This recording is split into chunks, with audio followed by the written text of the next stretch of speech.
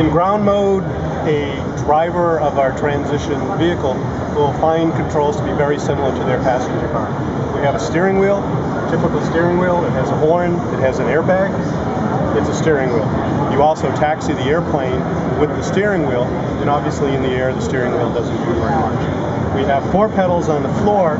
For driving you only need 2, like a passenger car. We have a gas pedal and a brake pedal because essentially this vehicle has an automatic transmission. You put it into drive, you have your gas pedal, your brake pedal, and all of the other controls that you would be accustomed to. Turn signals, high beam, low beam, backup lights, tail lights, seat belts, airbags, has the same safety equipment that you would find in the typical passenger car. It was very important for us that our customers be comfortable driving this vehicle. In terms of visibility, we have 2 very wide mirrors that come out automatically and a rear-facing camera. If you want to fly the vehicle, as an airplane you have to go to your closest airport.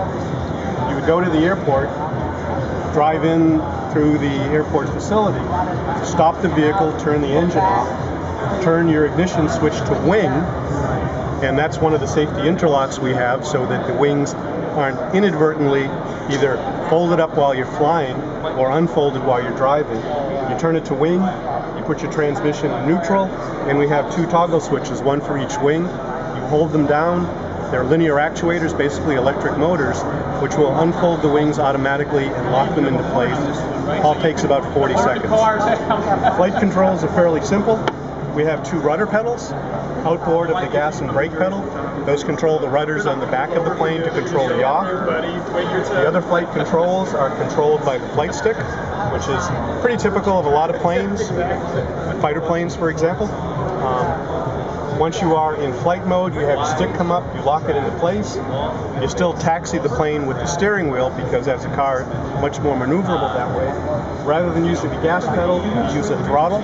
It's here in your right hand. So to fly the plane, it's quite simple. Once you've lined it up on the runway, grab the stick with your left hand, throttle with your right hand, advance it full forward. The plane takes off at about 70 miles an hour, fly away. Has a range of about 450 miles in the air. When you land at the airport, do just the opposite, drive to your destination.